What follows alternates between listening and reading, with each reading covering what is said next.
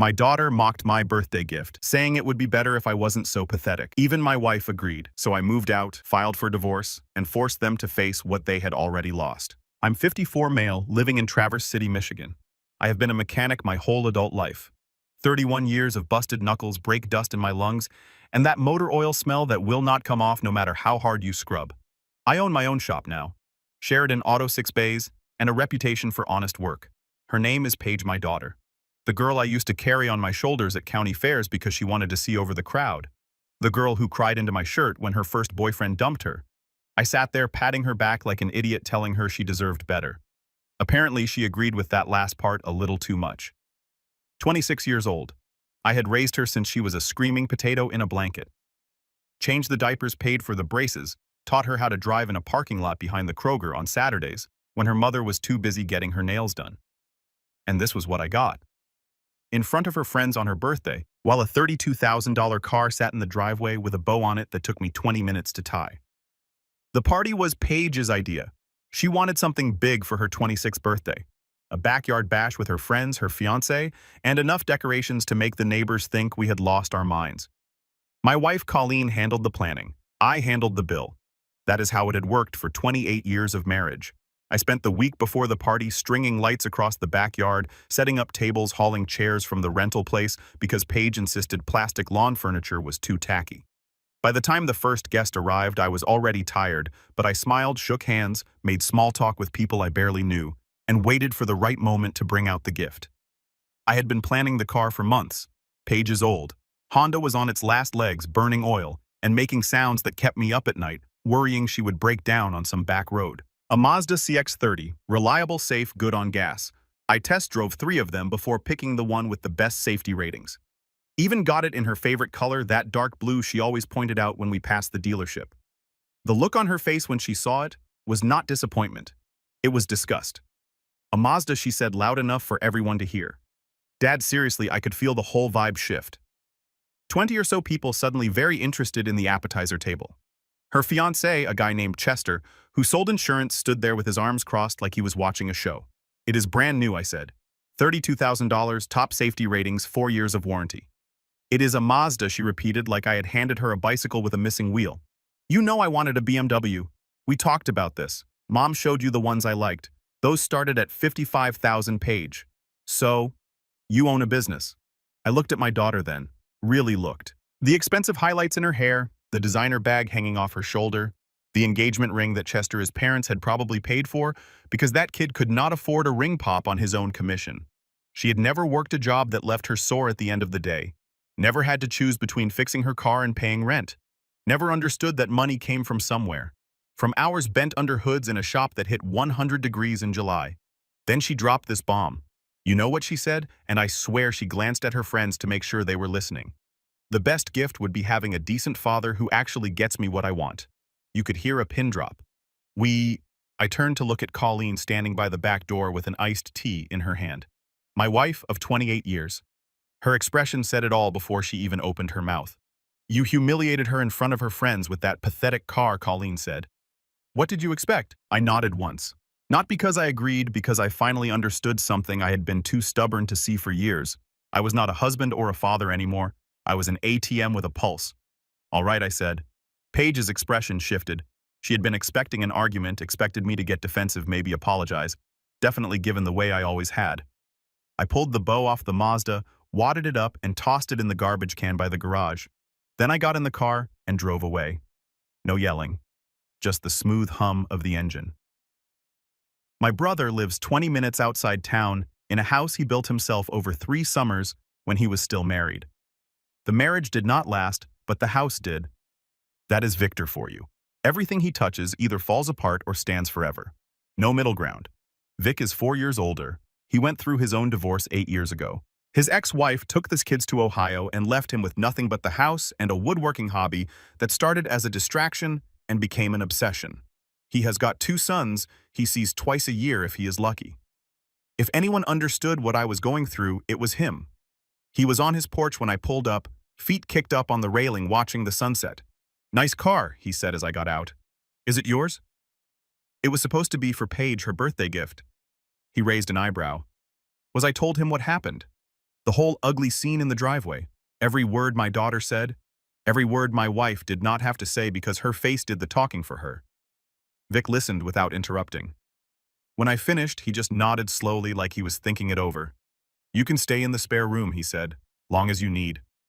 I grabbed the overnight bag I keep in my truck for emergencies and followed him inside. The spare room was small but clean. Single bed, bare walls, a window that looked out over the woods behind his property. I sat on the edge of the mattress and stared at my hands for a long time. Grease under the fingernails, scars across the knuckles, the permanent calluses that never went away. These hands had rebuilt transmissions, replaced timing chains, saved customers thousands of dollars by catching problems early. These hands had also built a treehouse for Paige when she was 7, taught her to throw a baseball when she was 9, helped her move into her first apartment when she was 22. Apparently none of that was worth as much as a German logo on a hood. The next morning I drove the Mazda back to the dealership. The salesman who had helped me, a young guy named Dennis, who had spent an hour making sure I got exactly what I wanted, looked confused when I walked in. "Everything okay with the vehicle?" "Mr. Sheridan, vehicle is fine," I said. "Situation has changed. I need to sell it back." He winced. "Dealerships do not do returns on new cars. Everyone knows that. But they do buy vehicles, and Mazda with 47 miles on it was about as close to new inventory as they could get without unwrapping the plastic." Dennis brought in his manager, a guy I had done brake work for a few years back. We talked numbers. They offered me $26,000. I countered at 28. We settled at 27, which meant I ate about $7,000 after taxes and fees on a car that had barely left the lot. Expensive lesson, but cheaper than a lifetime of resentment. I signed the paperwork, watched them process the check, and walked out with a lighter wallet and a clearer head. Vic was waiting for me when I got back, sitting in his workshop with sawdust on his flannel and a half-finished rocking chair between his knees. "Returned it," I said. "Good." He did not look up from his sanding. Now what I had been asking myself the same question all morning. My phone had 25 missed calls, a mix of Colleen and Paige. I had not listened to a single voicemail. Did not need to. I knew how it would go. "You are overreacting. You are being dramatic. You are making this about yourself." "I am going to see a lawyer," I said. Vic stopped sanding, looked up at me for the first time. Divorce. 28 years of marriage, and she called a $32,000 gift pathetic. She did not just side with Paige, she piled on. In front of everyone. He set down his sandpaper and wiped his hands on his jeans. "You are sure about this?" "Not just angry, I am angry," I admitted, "but I am also thinking straight." Vic nodded. "I know a guy, same one I used." He wrote down a name and number on a scrap of wood and handed it to me. Leonard, Traverse City. I called the next day and scheduled a consultation for the end of the week. The receptionist asked if this was a contested or uncontested matter.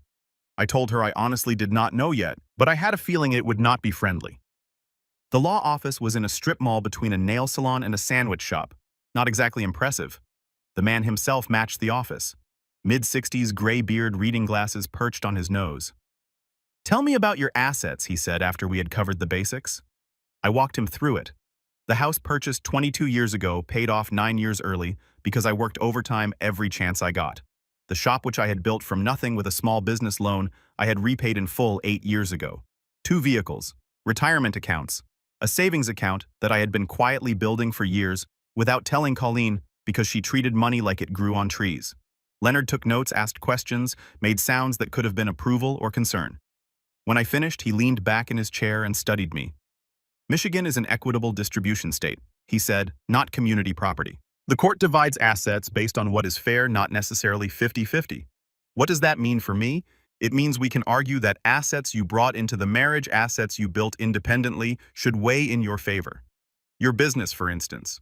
Your wife's contribution to that business would be evaluated. She has never set foot in my shop except to complain about the smell." He almost smiled. "Document everything. The more records you have, the better your position." I had been documenting everything for years without even realizing it. Tax returns, business receipts, maintenance logs for every vehicle we had owned. I am a mechanic.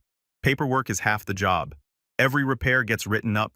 Every part gets a receipt. Every hour gets logged. That weekend, Vic helped me move the rest of my stuff out of the house. Colleen was not home. Paige's car was in the driveway, though. The old Honda I had been worried about.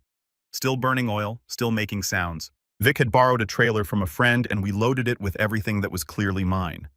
Tools from the garage, the collection I had been building since my first job at 17, the recliner my father had left me, worn leather and creaky springs, worth nothing to anyone except me. Boxes of photographs from before the marriage. We made 3 trips. The first one was the easy stuff. Things Colleen would not notice missing. The second was harder. Items with shared history that I had to decide whether to fight for. The third was just me. Walking through the house one last time. The garage hit me hardest. I had spent hundreds of hours in that space, teaching Paige to change her oil, rebuilding carburetors on weekend projects, just existing in a place that felt like mine. The workbench was covered with tools I was leaving behind. Too big to move, too built into the house to take without a fight. "You okay?" Vic asked when I came out. "I will be. You are really doing this," Vic said as we strapped down the last load. "Yep." He clapped me on the shoulder. "About time." The divorce papers were filed the following Monday. I had them served at the house while I knew Colleen would be home. The process server called me afterward to confirm delivery, her voice totally flat. She seemed surprised. She said, "I bet she was." Colleen's reaction came 3 days later when she showed up at Vic's house unannounced. I was in the garage helping him finish the rocking chair when her car pulled into the driveway. The engine was running rough. I could hear the knock from 20 feet away. Probably needed new spark plugs and a fuel injector cleaning. But that was not my problem anymore. She got out looking like she had not slept, hair messy, makeup smeared, the kind of disheveled that Colleen would never normally let anyone see. For a second, just a second, I felt something like guilt. Then I remembered the look on her face when she called a $32,000 gift pathetic. "You filed for divorce," she said. Not a question. "Yep," without even talking to me first. Talking takes 2 people who actually want to listen. "You made it pretty clear whose side you were on." She crossed her arms. Her go-to defensive move. "You are throwing away 28 years because of one bad night I set down the screwdriver I had been holding and gave her my full attention."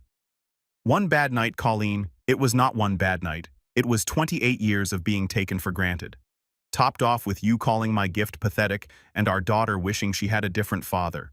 In front of everyone. On her birthday. She did not mean it like that. Then how did she mean it? She did not have an answer. Vic had quietly disappeared into the house, giving us space. "I want the house," she finally said. "Paige and Chester are getting married next spring. We need the space for the wedding." I almost laughed, showing up to haggle over real estate when the divorce papers were not even dry yet. That took some nerve. "Leonard Voss is handling all that," I said. "Have your lawyer call him." "Leonard Voss?" Her eyes narrowed. "You are using Victor as divorce lawyer?" "Yep." "Jacob, this is crazy. We can work this out. You are just upset." "I am not upset," I said. And I meant it. "I am done. Big difference." She stared at me for a long moment, looking for something in my face. The old Jacob, maybe. The one who backed down, smoothed things over, wrote checks to make problems disappear. That guy was gone. "You are going to regret this," she said. "We will see about that." She got back in her car and drove away. Engine still knocking. I watched until she turned onto the main road, then went back inside to finish the rocking chair. Vic was in the kitchen making coffee. "How did that go?" "About like you would expect." He handed me a mug. "You know she's going to fight dirty counting on it." I took a sip. "Let her. I have got 31 years of records and a lawyer." The next few weeks were a blur of paperwork and preparation. Leonard Voss was worth every penny. He pulled records I did not even know existed, tracked down documentation of every major purchase, every contribution to the household. Every time I had bailed Colleen out of a credit card hole she dug herself into. The picture that came together was not pretty. Over the years, I had paid off more than $60,000 in credit card debt that Colleen had racked up. Department stores, online shopping, lunches and dinners that added up to hundreds a month. She had been living beyond our means for years, and I had been too focused on keeping the peace to call her out. Meanwhile, my business had been growing. Sheridan Auto went from 3 bays to 6, from 2 employees to 5. The shop was worth close to $400,000 now, built entirely on my reputation and my work. Colleen had never contributed a single hour. Leonard laid it all out in a spreadsheet that made my eyes water. Assets, liabilities, contributions, withdrawals. When I saw the numbers side by side, I felt sick. Not because of what I had lost, but because of how long I had let it go on. "This is strong." Leonard said, tapping the spreadsheet. Very strong. Your wife as counsel will probably push for mediation before trial. Let them push, I said. I am not taking less than what is fair. The shop became where I lived, basically. I threw myself into work, taking every job that came through the door, staying late to catch up on paperwork, arriving early to prep the bays. My guys noticed the change but did not say anything. There is something about engine work that clears your head when you do not want to think about your personal life. The focus it takes to track down a problem, trace a fault, fix something that was broken. Every car I got running again felt like a win when everything else was chaos. One week I had a customer bring in an old Mustang that 3 other mechanics had given up on. Intermittent stalling, no clear cause, the kind of problem that makes you want to push the car into a lake. I spent 2 days on it. Traced the issue to a hairline crack in a vacuum line that only opened up when the engine hit a certain temperature. The customer nearly cried when I handed him the keys. That felt good. Vic stopped by every Tuesday with lunch. It became our thing. He would show up around noon with sandwiches from the deli down the street, and we would eat in my office while he told me about his latest woodworking project, and I filled him in on the divorce. Colleen's lawyer is pushing hard on the house, I told him one Tuesday. Says she has a right to it as the family home. What is Leonard say that we can counter? The mortgage was paid off with my income. Her name is on the deed, but she never put a dime toward the payments. Vic nodded. You still have records of all that. Every check, every bank statement, every payment confirmation going back 22 years. He grinned. That is my brother. Paige reached out a month into the proceedings. Not a call, not a visit, a text message, 4 words. This is your fault. My fault I had worked 60-hour weeks to give her everything she wanted. Paid for her college when she dropped out after 2 years. Paid for her apartment when she could not make rent. Paid for her car, her insurance, her dental work. The math did not add up, but entitlement never does. I did not respond to the text. The mediation happened in late October. Conference room in a downtown office building. All glass and chrome. Colleen showed up with her lawyer. A sharp-dressed woman named Elaine, who looked like she charged $500 an hour just to make eye contact. Leonard and I sat across from them. The mediator, a retired judge named Franklin, sat at the head of the table like he was running a very boring game show. Colleen wanted the house, half my retirement, and alimony. Her lawyer pitched it as fair compensation for 28 years of being a homemaker and supportive spouse. I kept my face blank while Leonard laid out our side. The spreadsheets came out, the bank records, the documentation of every major purchase, every debt I had paid off, every contribution I had made to the household. Elaine's face changed as she looked through the documents. She had clearly expected a different story than what the numbers showed. You could practically watch her rethinking her whole approach. My client built his business from nothing, Leonard said calmly. He paid off the family home with income from that business. He covered over $60,000 in credit card debt run up by Mrs. Sheridan over the years. The idea that he should now hand over half of everything to someone who contributed nothing financially is frankly insulting. Colleen's face went red. I raised our daughter while he worked. Paige is 26 years old, Leonard replied. She has not needed raising in almost a decade. What have you contributed since then? The mediator called for a break. We stepped out into the hallway and Leonard pulled me aside. They are going to come back with something more reasonable, he said. Elaine knows her case just took a hit. What do you think they will offer? Probably the house in exchange for dropping the alimony. Maybe a smaller cut of retirement. I thought about it. The house where I had lived for 22 years. Let them have the house, I said. I do not want it anymore. Leonard nodded. What about the business off-limits? She does not touch the shop. When we went back in, Elaine presented a revised offer. The house. 30% of retirement. No alimony. Leonard countered with the house. 15% of retirement and a clean break. They took it. Walking out of that building, I felt lighter than I had in years. The house was gone. But it had stopped feeling like home a long time ago. The money was manageable, and Sheridan Auto was still mine. Every wrench and lift and bay. Vic was waiting in the parking lot. He had insisted on driving me. Well, he asked. It is done. House is hers, shop is mine. He clapped me on the shoulder. Then let us go celebrate. I will buy you dinner. Winter came early that year.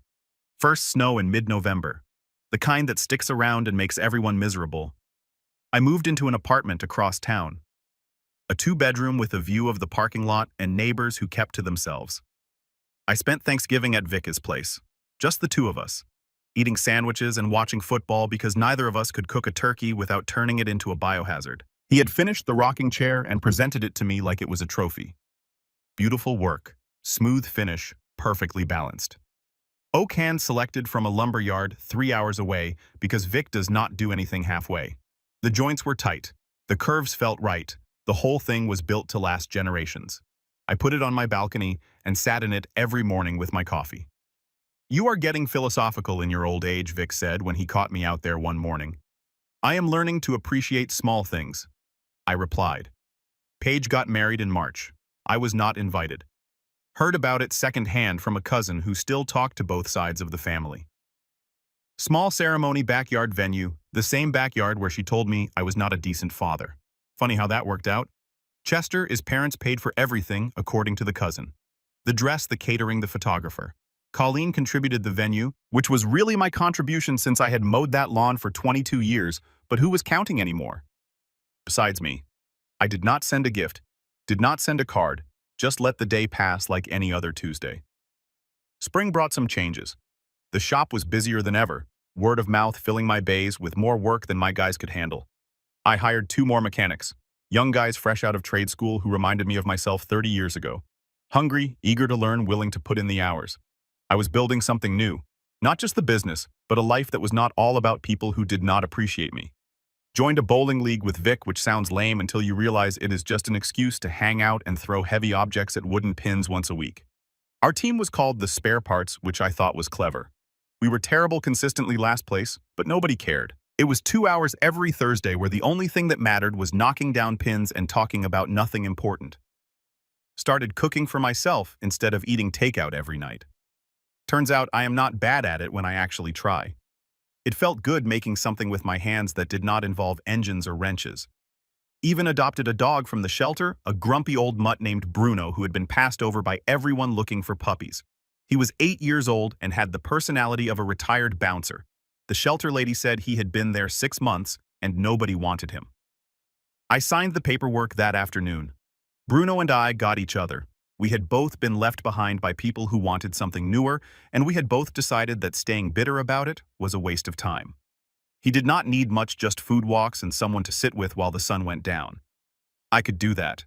I had spent decades doing more for people who appreciated it less. The binder idea came to me one night while I was going through old tax returns for the shop. I had kept everything. Every receipt, every statement, every record of every dollar that had flowed through my hands for the past 3 decades. Paige used to make fun of me for it, called me a hoarder, said normal people threw that stuff away.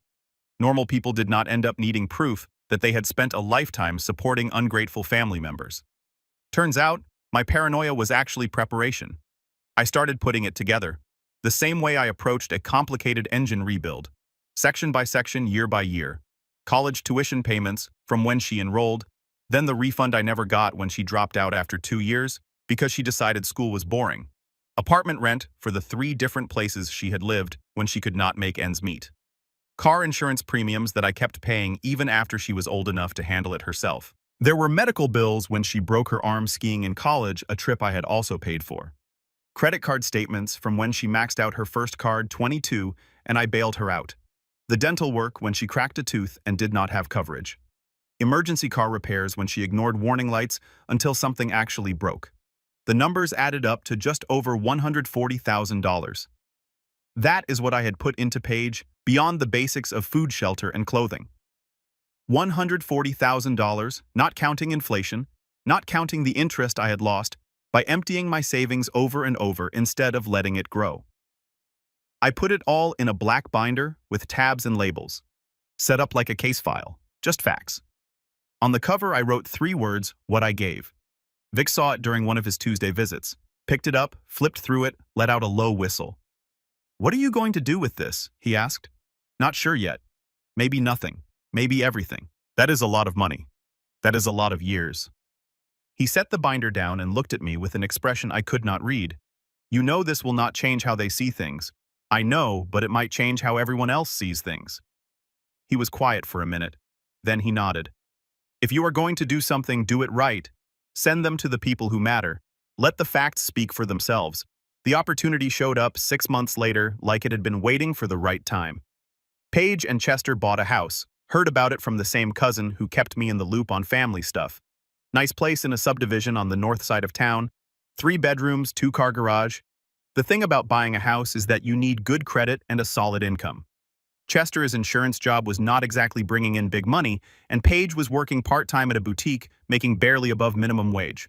So how did they afford the down payment? The numbers did not add up, and I am good with numbers.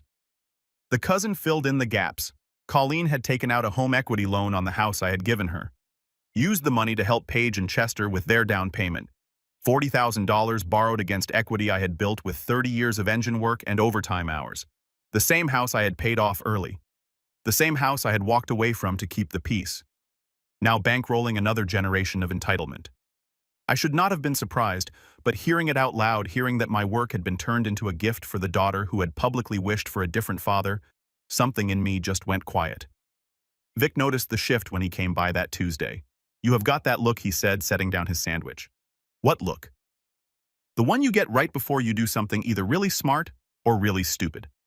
He studied me for a second, then nodded. "Whatever you are planning, just make sure you can live with it after. That is the only rule. I could live with it." That was the thing. I had spent 28 years biting my tongue and living with choices I did not make. This one would be mine. I made copies of everything in the binder. 27 pages of documentation plus a cover letter explaining what each section showed. Then I sent it to the only 2 addresses that mattered.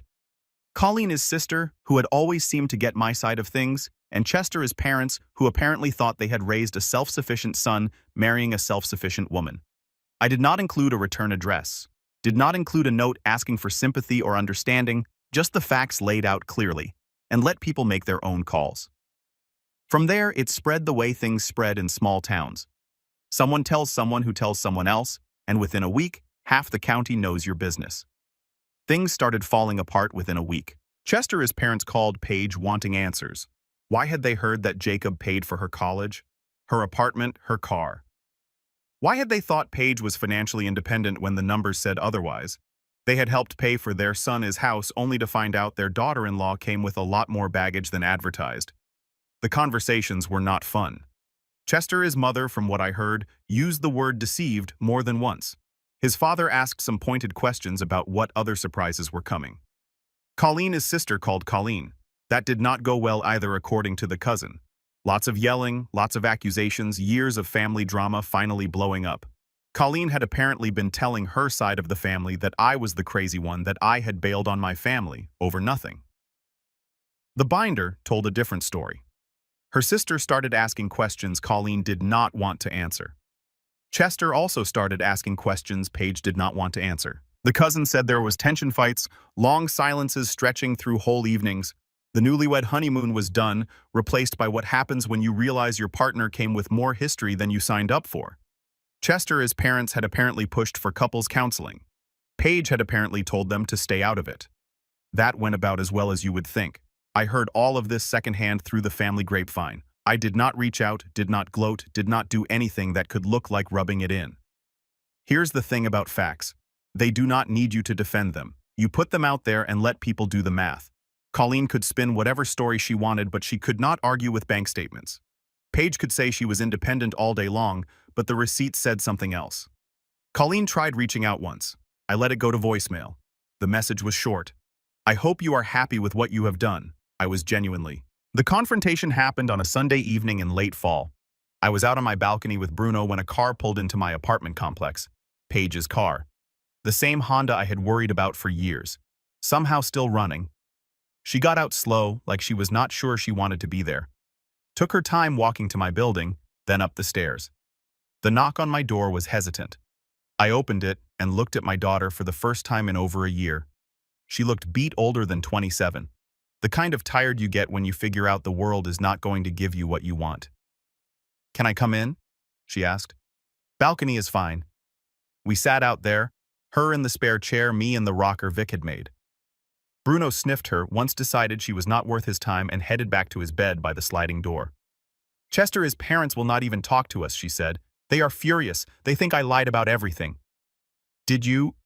She dodged the question. They did not need to know all that old stuff. The past is what built your present. You think that down payment came from nothing. That house your mother mortgaged, I paid for it with my hands. Every dollar she gave you started with me. You did not have to tell everyone. No, I agreed. I did not. But you did not have to call me a pathetic father in front of your friends either. Actions have consequences. That is something you should have figured out a long time ago. She stared at me, and for a second I saw the kid who had crashed her bike and come running to me with bloody knees. The girl who trusted me to make everything okay. I am sorry, she said. I know it does not fix anything, but I am sorry. Sorry it happened, or sorry you got caught. The question just hung there. She did not have a quick answer which told me everything. I want to fix this, she finally said. I want my dad back. I rocked slowly. You know what is funny? I said. I never left. You pushed me out. You and your mother standing in that driveway making it clear that nothing I did would ever be enough. I gave you 26 years of my life, and you threw it back at me because I bought the wrong brand of car. I was stupid. I was spoiled. I get that now. Do you? Because there is a difference between knowing something and actually understanding it. You can know you hurt someone without getting why it mattered. She wiped at her eyes. What do you want me to do? Just tell me and I will do it. I looked right at her. See, that is the whole problem. You want me to hand you a script, tell you how to act so everything goes back to how it was. But how it was, that was you taking and me giving until I had nothing left. Then what? You want to fix this? Earn it. Do not just show up with sorry and expect everything to be fine. Start being someone who gets the value of what she threw away. When you can look me in the eye and tell me what you have actually changed, not just what you feel bad about, then maybe we talk. And if I do, then maybe we have a conversation. But I am not making promises, and I am not sitting around waiting while you decide if I am worth the effort. Now I am putting myself first. If that is too hard for you, there is the door. She sat there for a while working through it. I could see her wanting to argue, wanting to push back, but she held her tongue. Maybe she had finally learned that attitude was not going to win this one. I will try, she said quietly. Trying is a start. She left a few minutes later, head down. No hug, no big promises, none of the dramatic makeup scene I half expected. Just walked to her car and drove off. The engine still sounded rough. Probably would until she learned to take care of things herself. Bruno wandered back out and dropped at my feet. I scratched behind his ears and watched the last of the daylight fade. I did not know if Paige would actually follow through. Did not know if she had it in her to change the way real fixing things required, but that was on her now, not me.